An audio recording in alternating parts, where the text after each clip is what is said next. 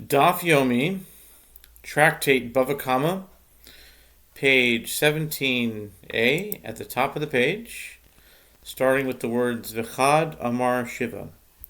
And the other one said, they studied there for 7 days, and some say they studied there for 30 days. Tana Rabbanan V'chavod Asu Lo B'moso. The sages taught in a brisa that offers another interpretation of the verse cited and afforded him honor in his death. 2 Chronicles 32:33. This is referring to the honor given to Hezekiah, king of Judah, that at his burial, 36,000 men with bared shoulders went out before him. They removed their robes from their shoulders as a sign of mourning. The number 36,000 is alluded to by the numerical value of the word lo, which is 36. This is the statement of Rabbi Yehuda. Amar lo Rabbi Nehemiah v'halo lifnei Achav asukein. Rabbi Nehemiah said to him, but didn't they also do this before Achav? Apparently, if they did this before the wicked king, Achav, it is an honor shown to all kings. And it was not a unique show of honor to the righteous Hezekiah. Rather, the honor that was done for Hezekiah was that they laid a Torah scroll upon his bier, and they said, this one, in other words, Hezekiah filled that which was written in the Torah scroll.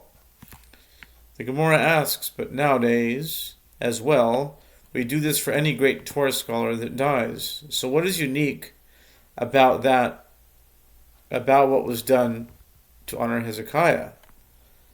The Gemara answers, nowadays, we take a Torah scroll out, but we do not lay it on the bier of the deceased, the bier of the deceased.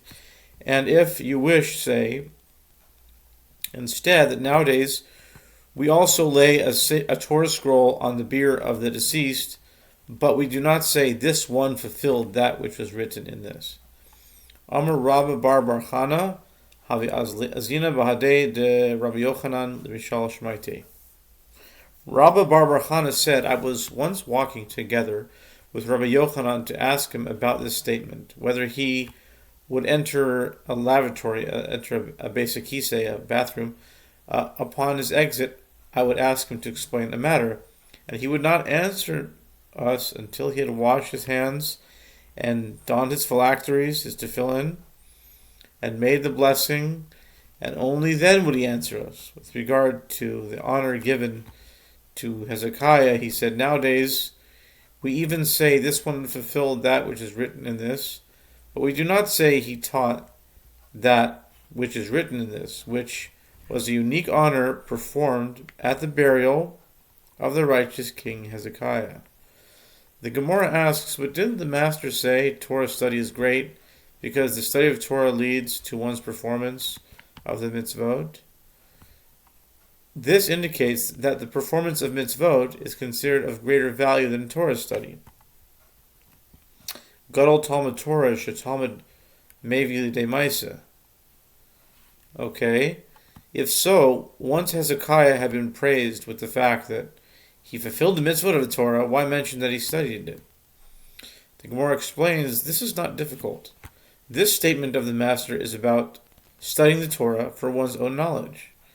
And that unique praise given to King Hezekiah was about teaching Torah to others.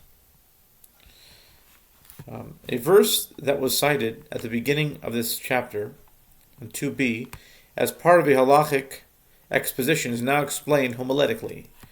Rabbi Yochanan says, in the name of Rabbi Shimon ben Yochai, what is the meaning of that which is written, happy are you that sow beside all waters, that send forth the feet of the ox and the donkey. Ashrechem zorei al kol mai mishalche regel hashor v'hachamor.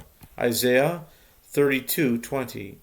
It teaches that whoever engages in the study of Torah and in The performance of acts of kindness merits reward equal to the portion of two tribes, Joseph and Issachar. Shenemar, for it is written, Ashrechem Zoreh. The Gemara explains how it is derived from the verse, and it is, as it is stated, happy are you that sow.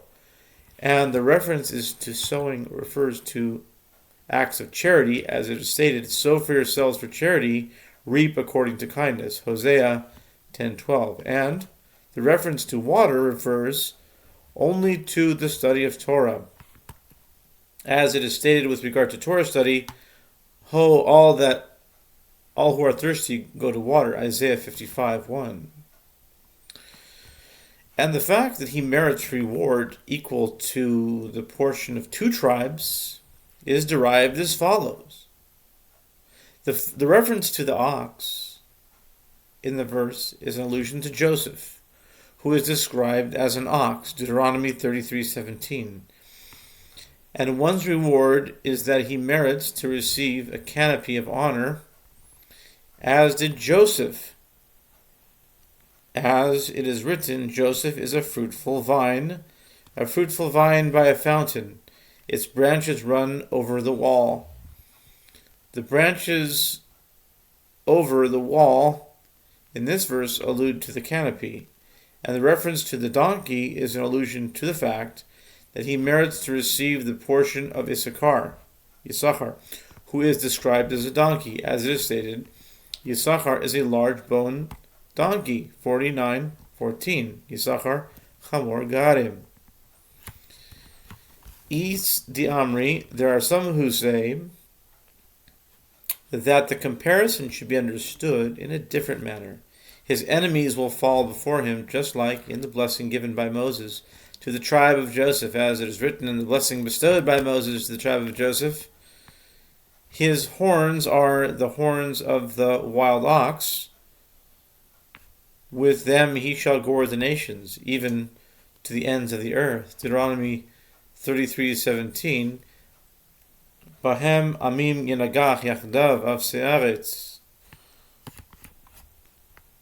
And he merits the understanding of Issachar, as it is written, and the children of Issachar, men that had understanding of the times, to know what Israel ought to do. 1 Chronicles 12:33. Ubibnei Yisachar Yodea bina leitim ledaas ma yaseh Yisrael. Hadran alach arba avos. May we return to you, arba avos. The chapter has concluded, the first chapter of Tractate Bava Kama, and we continue with the Mishnah, which states, Ketzad haregel huedes. The Mishnah in the previous chapter, 15b, teaches that the owner of an animal is always forewarned with regard to the category of trampling. The Mishnah elaborates, for what damage caused with the hoof is the animal deemed forewarned? It is deemed forewarned with regard to trampling objects and breaking them in the course of its walking. An animal is deemed forewarned with regard to walking in its typical manner, and by doing so breaking objects as it proceeds. Haisamid Baas, O Shehoyu Tzroros, Menadzim Mitachas Ragleha, Vishivra et Akelim Mishalem Chatzinezik. By contrast, if the animal was kicking while it was walking, or it transpired that pebbles were inadvertently propelled from under its feet, and those pebbles broke vessels, cases of that kind do not fit precisely into the primary category of trampling. In both of these cases, the owner of the animal pays half the cost of the damage. If an animal trod upon the vessel and broke it, and then a shard of that vessel fell upon a second vessel and broke it, highly unlikely. It doesn't seem like it ever happened, but okay. The owner pays the full cost of the damage for the full vessel, and its action is classified under the primary category of trampling, and he pays half the cost of the damage for the latter vessel, as the damage caused by the shard is tantamount to damage caused by pebbles inadvertently propelled by the foot of an animal. Chickens are deemed forewarned with regard to walking in their typical manner and breaking objects, and therefore the owner of a chicken pays the full restitution for the damage done to any objects broken by his chicken. If there was a string, a dalil, tied to a chicken's leg as an indication of ownership, and it wrapped around a vessel and broke it, or if the chicken was hopping in an atypical manner and breaking vessels, its owner pays half the cost of the damage.